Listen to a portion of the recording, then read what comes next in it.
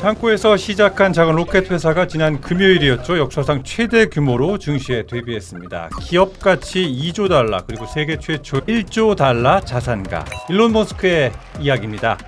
그런데 2조 달러라는 이 가격표 회사의 실적이 만든 걸까요? 아니면 머스크라는 이름이 만들 걸까요? 그 숫자의 이면을 들여다보겠습니다. 이선 에디터와 함께합니다. 안녕하세요. 안녕하세요.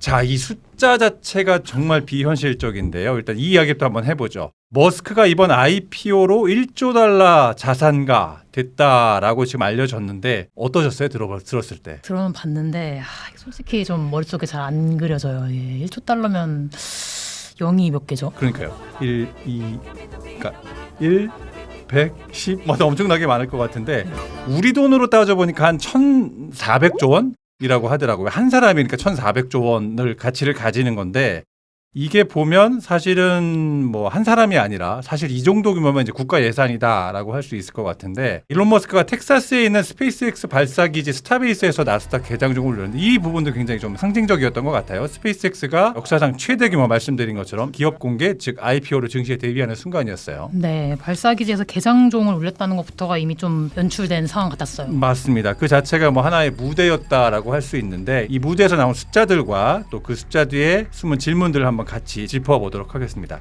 자, 핵심 질문은 이거 같아요. 그러니까 앞서 저희가 말씀드린 것처럼 2조 달러라는 가격표가 회사의 실적이 만든 것인지 아니면 머스크라는 이름이 만든 것인지가 가장 핵심적인 질문일 것 같은데요. 이번 IPO로 이제 스페이스X가 조달한 돈이 약 한 750억 달러 정도 되는데 우리 돈으로 한 105조 원 됩니다. 한 번의 상장으로 이 정도 되는 규모인데 인수합병이든 자본시장이든 역사를 통틀어 가장 큰 규모라고 하고요. 게다가 이제 주관사들이 추가 물량을 파는 그린슈 옵션을 행사하면 조달 규모가 무려 860억 달러까지 늘어날 수 있다고 합니다.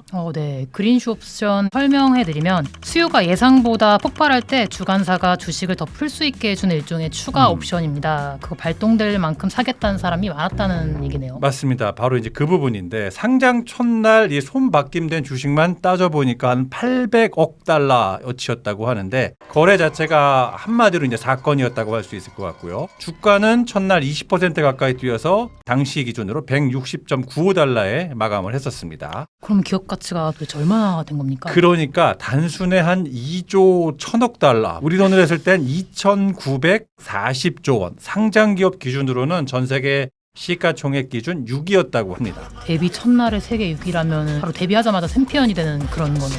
맞습니다. 머스크 개인 이야기로 또 따져보면 더 극적인데요. 머스크가 가진 스페이스X 지분이 한 42% 정도 되는데 이 지분 가치만 8천억 달러를 넘어섰고요. 여기에 테슬라 지분 약 한 2,800억 달러를 더하면 1조 달러를 넘는 거네요. 그렇죠. 사상 최초로 1조 달러가 넘는 자산가. 1조 원도 어마어마한데 네. 1조 달러라고 하니까 어느 정도인지 뭐 사실은 저희 같은 일반인들은 도저히 가늠할 수 없는 그런 규모라고 할 수 있고 말씀드린 대로 아무도 밟지 못했던 전인 미답의 세계 최초의 1조 달러 자산가가 탄생했다라고 정리할 수 있습니다. 인류사 최초의 그 비현실적인 숫자가 이렇게 만들어진 건데 네. 1조 달러가 얼마나 큰 건지 좀 설명해 주실 수 있으실까요? 파이낸셜 타임스가 좋은 비유를 들었는데요. 영국 대표 주가 지수죠. FTSE 100 그리고 영국에서 제일 큰 기업 100개의 시가총액을 다 합쳤을 때 머스크 한 사람이 가진 자산 규모가 한 3분의 1 정도 된다라고 해요. 그러니까 뭐 어마어마한 규모라고 할 수 있겠죠.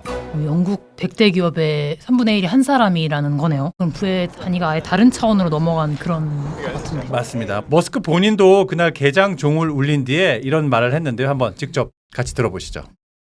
And let me tell you, if people had told me this was going to happen, I was like, man, you must be smoking some really good crack. Because I think this company's going to fail.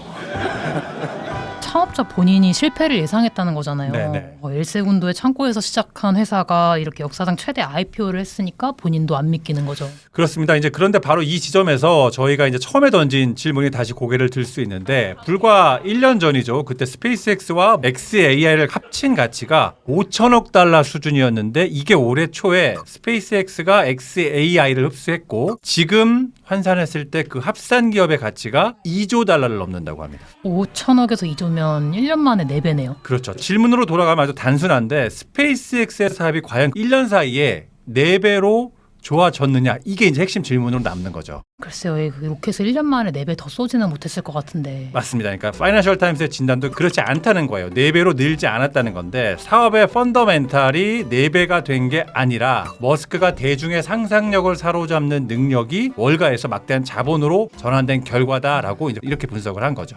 상상력을 자본으로 전환한다 표현은 멋진데 좀 위험하게도 들리는 것 같습니다. 그렇습니까? 실적이 뒷받침되어 이제 주가나 이제 가치가 뛰는 건데 실적이 뒷받침되지 않은 상상력 앞으로 이렇게 될 것이다라는 부분에 지금 초점이 맞춰졌다 할 수 있는데 그게 이번 IPO 설계 자체에 그대로 드러났다라고 지금 분석이 되고 있고요. 이번에 실제로 시장에 풀린 주식이 전체에 따지고 보면 한 4% 정도에 불과했어요. 4%요? 그렇게 적게요? 그렇습니다. 물량은 적은데 주문은 묘집 규모의 3배가 넘게 지금 몰린 상황이고요. 자산운용사라든지 국부펀드 그리고 헤지펀드 특히 개인 투자자들이 넣은 매수 주문이 한 1천억 달러가 넘었다고 합니다. 이게 경제학에서 제일 기본이잖아요. 공급은 묶어놓고 수요를 폭발시키면 가격은 당연히 올라가는데 이게 거의 의도된 희소성이네요. 맞습니다. 그러니까 시장 조성업체인 시타델 증권이 첫 거래 전 경매에서 개인 투자자 참여가 사상 최고 수준이었다라고 밝혔고요. 게다가 나스닥, FTSE 또 MSCI 같은 주요 지수에 곧바로 들어가는 신속 편입이 예정이 돼 있었는데 수요는 처음부터 어쨌든 보장이 됐다라고 정리할 수 있을 것 같습니다. 지수에 편입되면 그걸 추종하는 펀드들이 자동으로 사줘야 되니까 거의 안전망을 깔고 이미 시작을 한 거네요. 그렇죠. 제가 또 한편으로는 제일 인상 깊었던 대목이 바로 이제 머스크가 일반적인 IPO 관행과는 달리에 투자자들이 주식을 얼마에 사야 하는지를 상장 일주일도 더 남은 시점에 사실상 일방적으로 통보했다는 부분이었습니다. 가격 협상을 안 했다는 거네요. 맞습니다. 여지를 주지 않았다라고 좀 정리할 수 있을 것 같고요. 보통은 아마도 머스크가 아닌 다른 경영자가 이제 그렇게 했다면 아마도 시장이 크게 반발을 했겠죠. 그런데 머스크에게는 오히려 이런 것들이 자기의 어떤 지배력을 과시하는 장면이 됐다라고 파이낸셜 타임스가 평가를 했습니다. 나는 협상하지 않는다는 메시지 자체가 이 브랜드가 된 거네요. 맞습니다. 이쯤 되면 회사를 파는 게 아니라 자기 인물을 파는 게 아닌가 싶습니다. 그게 머스크의 가장 큰 강점이자 이제 리스크라고 할 수 있는 부분이라고 할 수 있을 것 같습니다. 그럼 이 거대한 가격표를 정당화하는 논리가 대체 뭐인가요? 로켓 회사인데 로켓만으로 2조 달러는 아닐 거잖아요. 그렇습니다. 요새 가장 화두가 되는 AI, 인공지능이다라고 정리를 할 수 있습니다. 결국 거기로 가네요. 스페이스X가 IPO 투자 설명서에서 AI 관련 시장 규모가 28조 5천억 달러에 이른다고 주장을 했는데요. 대표 주관사인 골드만삭스는 스페이스X의 AI 사업 매출이 2030년까지 지금의 무려 100배인 3,220억 달러로 불어날 것이다 라고 전망을 했어요. 100배요? 5년 만에? 그러니까 이게 사실은 이제 믿기지 않는 부분인데 회사 전체 매출은 같은 기간 4,740억 달러, 약 660조 원까지 급증한다는 예측인데 여기서 끝이 아니라요. 더 공격적인 숫자도 있습니다. 그러니까 모건 스탠리는 스페이스X 전체 매출이 지난해 187억 달러에서 2040년에는 180배 늘어난 3조 4천억 달러에 이를 거라고 봤습니다. 180배. 지금 적자는 안 나오고 있어요. 지금 근데 문제가 올해 49억 달러가 흑자가 아니라 적자가 현재 예상이 되고 있고 그런데 이런 회사가 2040년에 무려 2조 7천억 달러 흑자로 돌아선다는 이런 전망이 지금 나오고 있는 상황입니다. 그걸 믿으라는 거예요. 적자 기업의 16년 뒤 흑자 전망이 2조 7천억 달러라는 게 믿기지가 않는 것 같아요. 그렇습니다. 그렇기 때문에 이제 파이낸셜 타임스도 선뜻 믿기 어려운 숫자라고 이렇게 분석을 했고요. 그리고 균형을 위해 꼭 짚어야 할 대목이 하나 있는데 바로 머스크가 AI 인프라의 핵심으로 내세운 XAI가 정작 지금 이 시장에서는 오히려 주요 경쟁사들 뭐 예를 들어 오픈 AI라든지 다른 뭐 클로드를 만드는 엔스로픽이라든지 이런 회사에 크게 좀 뒤처진 상황이라는 점도 굉장히 중요한 포인트 중에 하나입니다. 그러니까 지금 잘하고 있어서가 아니라 앞으로 잘할 거라서 이제 2조 달러가 매겨졌다고 봐야겠네요. 그렇죠. 정확히 이제 기대치만 반영이 됐다라고 할 수 있고 다시 설명을 드리면 현재 실적 또는 퍼포먼스 위치가 아니라 미래에 이럴 것이다. 우린 이렇게 할 것이야 라는 비전에만 전적으로 기대서 붙은 가격이다라고 정리를 할 수 있을 것 같습니다. 그럼 그 비전이라는 게 구체적으로 뭔지 좀 청사진을 들어봐야 될 것 같습니다. 그러겠죠. 청사진만 봤을 때는 굉장히 화려합니다. 조달한 자금은 초고층 빌딩 규모의 재사용 우주선이죠. 스타쉽 개발 그리고 화성에 100만 명 규모의 식민지를 건설할 예정이고 달과 또 그 달을 필두로 해서 달 경제를 구축하고 궤도 위에 AI 데이터 센터 네트워크를 까는 구상에 투입할 것이다. 이렇게 지금 예상을 하고 있습니다. 우주의 데이터 센터를 키워서 AI 경쟁자들을 단숨에 앞지르겠다니까 패러다임 자체를 완전히 뒤바꿔버리겠다는 이런 아이디어이고요. 이게 스페이스X의 기업 가치를 설명하는 핵심 논리로 자리를 잡고 있고 앞서 말씀드린 투자은행들도 그런 부분에 기대치이긴 하지만 크게 의미 부여와 가치를 많이 부여를 하고 있는 그런 상황입니다. 데이터 센터 이제 예정이 그 네. 스페이스X IPO에 앞서서 열린 투자 설명회에서 참석자들이 이제 전한 내용에 따르면 이 경영진이 기업 공개 서류에 명시된 2028년 초 배치 시점보다 네. 앞선 앞선 2027년 말까지 이 우주 기반 인공지능 컴퓨팅 인프라의 초기 시연을 목표로 한다고 1년을 당겼더라고요. 그래서 이제 2021년 초에 AI-1 위성 2기를 발사해서 연간 6,600개의 AI 위성을 발사하는 속도를 2027년 말까지 내겠다는 건데 2027년 말에 하루 17개 이상의 AI 위성을 매일 발사할 수 있는 능력을 갖추겠다는 이야기예요. AI 위성 발사는 스타쉽이 전담을 하게 되고 한 번에 AI-1 위성 30개 정도가 탑재된다고 하는데 하루 17개 이상 AI 위성을 발사한다는 말이 이틀에 한 번 이상 스타쉽을 발사한다는 의미로 보면 되는 거잖아요. 일론 머스크는 장기적으로 스타쉽을 시간당 한 회 이상씩 발사하겠다고 발표를 했는데 무슨 이 기차 시간표도 아니고 이게 좀 놀라운 것 같습니다. 그러니까 이게 말만 들으면 정말 이게 돼? 라고 하는데 한편으로는 이제 그동안 머스크가 보이면 사실 재사용 로켓이라는 것도 우리가 상상하지 못했던 부분이잖아요. 로켓이 네. 올라갔는데 그게 다시 지상으로 돌아와서 그대로 수직으로 착륙을 한다는 것 자체가 네. 누구도 상상하지 못했던 부분이니까 기대치이긴 하지만 뭐 공상과학 뭐 영화 시놉시스 같은 생각도 들고요. 하지만 어쨌든 화성 100만 명에 플러스 우주의 데이터 센터를 짓는 게 머스크이기 때문에 또 가능할 수도 있겠다라는 생각이 드는 것 같고 한편으로는 이제 파이낸셜 타임스가 이 지점에서 이런 부분을 지적을 했는데요. 그러니까 머스크식 전략이 어떻게 작동하는지를 살펴보면 머스크는 장기적인 꿈과 비전을 먼저 대중에게 던지고 그 뒤에 세부 내용은 언론과 투자은행 그리고 수많은 투자자들이 채워 넣는다라고 했어요. 그러니까 화두를 던지고 물론 실적이나 실제로 증명한 부분이 있기 때문에 그렇게 되는 건 있습니다만 기본적으로 머스크는 큰 꿈과 비전에 대한 화두를 던지고 언론과 이제 투자자들, 팬들이 그 나머지 스토리들을 채워 넣는다라고 이렇게 분석을 했는데 이 부분도 되게 좀 저는 와닿는 부분이었던 것 같아요. 네, 빈칸을 이렇게 남이 내어주는 구조네요. 그렇죠. 그러니까 처음에는 공상과학 소설처럼 들리기는 하지만 시간이 조금 지나면 실현 가능한 계획처럼 받아들여지고 나중엔 어느 정도의 현실로 보여주는 사례들 때문에 거의 확실한 미래로 인식이 된다. 이런 구조로 좀 해석을 할 수 있을 것 같습니다. 근데 이게 마냥 허황된 게 아닌 게 또 머스크는 직접 보여준 게 있잖아요. 맞습니다. 그게 이제 핵심이라고 저희가 이제 수차 여러 번 이제 설명을 드렸는데 스페이스X는 아시는 것처럼 창립 이후 24년 동안 한때는 불가능하다고 여겨졌던 재사용 로켓을 실제로 만들어냈고요. 이런 실적이 현재 머스크의 이런 비전에 신뢰를 더해주고 있다라고 해석할 수 있을 것 같습니다. 실제로 고객도 어느 정도 확보가 되고 있는 것 같더라고요. 엔트로픽이 XAI 데이터 센터 임대료로 월 12.5억 달러, 구글이 월 9.2억 달러를 지불할 것으로 알려졌다고 하더라고요. 지상 데이터 센터를 먼저 임대해주고 또 우주 데이터 센터가 가동이 되면 연결하는 그런 흐름인 것 같습니다.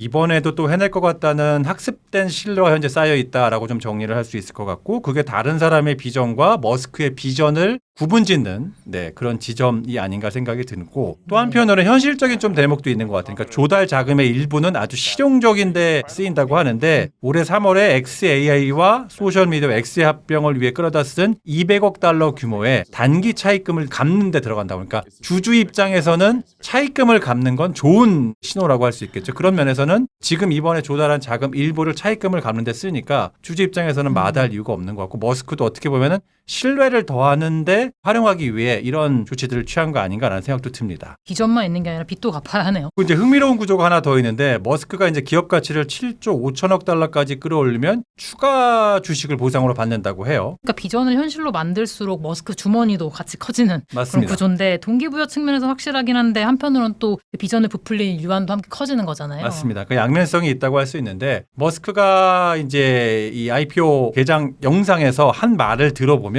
그 말이 어떤 톤인지 조금 느껴질 수 있는데 같이 한번 또 들어보시죠. If you watch, whoever you are watching this, SpaceX wants to be able to take you to the moon, take you to Mars, and ultimately beyond. And I'm confident at this point that with the incredible team that we have here at SpaceX, that we will do that for you.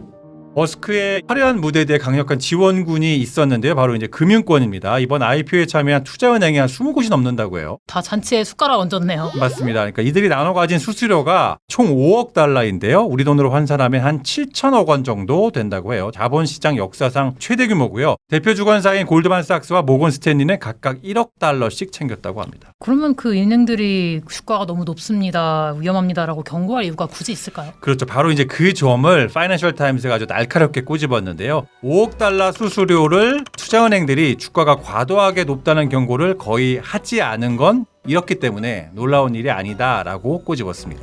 그쵸, 내가 받는 수수료가 그 거래에 달려있는데 굳이 내가 그 거래에 찬물을 끼얹을 일이 없으니까 이해상충의 교과서 같은 장면이네요. 맞습니다. 투자자들도 낙관적인 재무 전망이나 역사상 가장 느슨하다는 평가를 받는 지배구조에 크게 개의치 않는 모습을 보이기도 했고요. 그게 사실 제일 무서운 대목인 것 같습니다. 다들 알면서도 신경을 안 쓴다는 건데 더 큰 문제는 이 열기가 머스크 한 사람으로 끝나지 않는다는 거잖아요. 맞습니다. 올해 그야말로 역대급 지금 IPO가 기다리고 있는데요. 앞으로 2주간 나스닥, FTSE, MSCI 지수를 추종하는 패시브 펀드들이 스페이스X를 사들일 것으로 현재 예상이 되고 있고요. 이렇게 되면 수백만 명의 일반 투자자와 연금 가입자들이 본인 의사와는 무관하게 머스크 사업에 간접적으로 이제 투자하게 그렇게 되는 셈입니다. 내가 산 적도 없는데 내 연금이 조용히 스페이스X를 사고 있다는 거니까 이게 좀 약간 무서운 대목이네요. 그렇죠. 이제 망하면 같이 망하게 되는 이제 그런 구조가 되는데, 다만 대규모 그 패시브 매스가 상장 초기 주가 출렁임을 줄여주는 안전판 역할을 할 수도 있기 때문에 어떻게 보면 좋은 점과 나쁜 점이 있는 양날의 검이다라고 좀 정리를 할 수 있을 것 같습니다. 떠받쳐주는 동시에 위험도 같이 맞습니다. 갖는 구조네요. 그리고 이게 이제 운용사들에게는 묘한 어떤 딜레마적인 측면도 있는데요. 스페이스X는 이제 이미 미국 증시 전체 시가총액의 한 약 2.5%를 차지할 만큼 거대해진 그런 상황이고요. 훗날 최초의 10조 달러 기업이 된다면 어떻게 보면 이제 이 판에 투자하지 않은 운용사들은 반대로 왜 투자하지 않았냐고 네. 비난을 받을 수밖에 없는 그런 상황에 지금 놓여 있습니다. 그럼 반대로 투자했다가 실패를 하면요? 그게 이제 핵심이죠. 모든 투자에는 리스크가 따르니까요. 실패하더라도 대부분의 경쟁자도 이제 같은 선택을 했으니까 크게 문제가 되지는 않다. 즉 방어 논리가 좀 있을 수 있다라고 해석을 할 수 있을 것 같고요. 한마디로 이제 무시하기에는 너무 큰 이른바 이제 문샷이라고 정리할 수 있을 것 같습니다. 같이 틀리면 안 무섭다. 이 군중 속에 숨는 거네요. 맞습니다. 합리적인 개인들의 선택이 모여서 거대한 비합리가 만들어지는 딱 그런 그림인 것 같습니다. 맞습니다. 그리고 이 성공이 다른 곳에도 이제 신호를 보내고 있는데, 앞서 말씀드린 대형 상장을 준비 중이죠. 다른 AI 기업들, 예를 들면 클로드를 만든 엔스로픽, 그리고 챗GPT를 만든 오픈 AI도 1조 달러가 넘는 규모의 상장을 현재 추진하고 있습니다. 스페이스X가 문을 열어줘서 이제 다음 타자들이 대기를 하고 있는 것 같습니다. 맞습니다. 그럴 만큼 올해 이제 여러 가지로 미장이 기대될 수밖에 없는 그런 구조이고요. 그런데 이제 화려한 잔치의 총구석 일부가 또 엉뚱하게 지금 한국으로 또 지금 들어들었거든요. 월가는 축포를 쐈지만 같은 시간 지금 서울에서는 전혀 다른 상황이 펼쳐졌어요. 이제 미래에셋증권 문제죠. 네. 이번 스페이스X IPO에 글로벌 공동 인수단으로 참여를 하면서 기대를 많이 모았었는데 네. 상장 직전 공개된 미국 증권거래위원회 공시에는 미래에셋에 231만여 주, 우리 돈으로 한 수천억 원어치 공모주가 배정되는 걸로 알려졌어서 국내 전문 투자자를 대상으로 청약까지 받았는데 조기 완판된 만큼 관심도 뜨거웠어요. 거기까지만 들으면 한국 투자자들한테도 좋은 기회였는데 왜 그랬을까요? 상장을 약 5시간 앞둔 밤 대표 주관사인 골드만삭스가 이메일 한 통을 보냈는데요. 개인 투자자에게 배정됐던 공모주가 없다. 명확한 이유도 밝히지 않았고 사실상 일방적으로 통보한 건데 배정 예정이던 물량은 전량 다 삭감이 됐어요.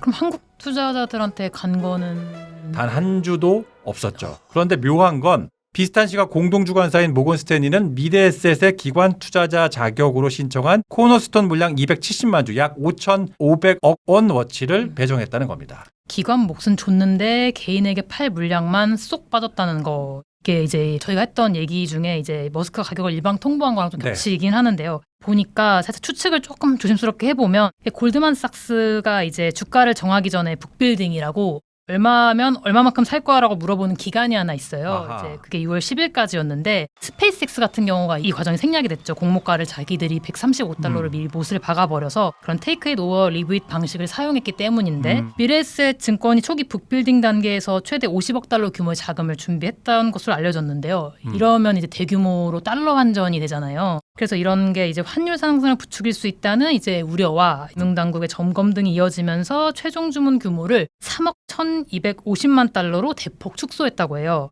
과정에서 청약 철회권이 무상 부여되는 등의 가변성이 커지니까 주관사인 골드만삭스가 이를 언제든지 취소할 수 있는 약한 주문이라고 이제 본 것 같습니다. 그래서 기관 수요가 이제 어차피 예상치를 크게 뛰어넘으니까 골드만삭스는 미국 본토의 대형 기관과 국부 펀드의 물량을 우선 배정을 하고 그 한국 몫을 전량 회수했습니다. 골드만삭스 입장에서는 이렇게 많이 사줄 수 있는 도매상이 있는데 약한 주문으로 주문을 한 소매상에게 물량을 이제 굳이라는 이제 생각이 들지 않았을까라고 조심스럽게 추정을 해봅니다. 듣고 보니 설득력이 있는 추정이지 않을까라고 생각이 드는데요. 문제는 이게 미래에셋 한 곳에서 이제 끝나지 않았다는 거 아니겠습니까? 공모주를 받아서 상품에 담으려던 자산 운용사들 줄줄이 차질을 빚었어요. ETF 말씀이신 거죠? 네, 맞습니다. 그러니까 한국투자신탁운용은 에이스 미국 우주테크 액티브 ETF의 스페이스X 비중을 최대 25%까지 높일 계획이었다고 해요. 그런데 공모주를 받지 못하니까 결국 상장 첫날 시장에서 공모가가 아니라 시장가로 비싸게 사서 담아야 되는 그런 부담을 안게 된 거죠. 그럼 그 ETF를 산 투자자 입장에서는 싸게 담길 줄 알았던 주식이 비싸게 들어온 거네요. 맞습니다. 그러니까 그래서 투자자들이 사기라며 현재 지금 반발을 하고 있고요. 한국투자신탁운용은 확정되지 않은 단계에서 과도한 기대를 갖게 한 점은 명백한 불찰이라며 일단 고개를 숙였어요. 그럼 당국은 가만히 있나요? 일단 금융감독원이 움직였어요. 사실 이번 사태 전부터 미래에셋을 들여다보고 있었다고 하는데 배정 무산이 터지자 곧바로 경위 파악에 들어갔고요. 그리고 게다가 미래에셋이 고객 청약 물량과 별개로 자기 고유 자금으로 청약에 참여해 물량을 배정받은 부분을 두고 이해상충 논란도 현재 제기가 되고 있습니다. 이것도 앞으로 좀 들여다볼 것으로 예상이 되고 있습니다. 그럼 그 세기의 IPO라는 화려한 타이틀 뒤에서 한국 투자자들은 한 주도 못 받고 당국의 조사까지 받는 상황이네요. 그렇습니다. 그러니까 금감원이 주목한 이유가 바로 이제 의미심장한 부분인데요. 앞서 저희가 얘기했던 것처럼 엔스로픽, 오픈 AI 같은 대형 IPO가 줄줄이 지금 예정이 돼 있지 않습니까? 이번 스페이스X가 그 첫 단추인 만큼 경위를 철저히 파악할 필요가 좀 있다고 현재 금융당국은 보고 있는 것 같습니다. 결국 이 한 건으로 끝나는 게 아니라 앞으로 반복될 수 있는 구조라는 거라서 월가의 잔치가 클수록 끝자리에 앉은 쪽은 셈법이 좀 복잡해지는 것 같습니다. 그렇습니다. 그러니까 정리해보면 스페이스X의 첫날은 어쩌면 올해 월가에서 가장 예상 가능한 사건이었을지 모르겠습니다만 물량은 묶여 있었고요. 그리고 지수 편입도 어느 정도 예정이 돼 있었고 개인 투자자들도 이미 머스크의 팬이었으니까요. 그런데 말씀하신 것처럼 예상 가능했던 첫날이라는 게 곧 검증된 가치는 아니지 않습니까? 네, 진짜 평가는 지금부터인데 내부자들의 보호 예수가 풀려서 주식 매각이 시작될 때 그리고 애널리스트가 이제 성장과 달 궤도 데이터란 청사진을 실제 매출과 이익으로 검증하기 시작할 때 그때 시장은 2조 달러라는 숫자를 다른 AI 기술 기업과 또 나란히 놓고 다시 계산하겠죠. 그렇습니다. 머스크가 그려온 공상과학은 지난 20여 년간 여러 번 현실이 되어온 측면은 분명히 있는데요. 이번에도 머스크가 제시했던 비전이 소위 이제 실적 또는 매출로 증명이 된다면 꿈 같은 숫자지만 2조 달러라는 이 숫자는 출발점에 불과할 수도 있을 것으로 예상은 되고 있습니다. 반대로 증명되지 못하면 그 상상력으로 쌓아올린 가격표가 이제 가장 먼저 시험대에 오를 것 같습니다. 2조 달러가 선견지명이었는지 아니면 과열이었는지 그 답은 머스크의 말이 아니라 스페이스X의 실적이 증명을 해야 될 텐데요. 그 답이 나오기 전까지 지금은 머스크의 시간인 것만큼은 정말 확실해 보입니다. 오늘 얘기 여기서 마치겠습니다. 고맙습니다.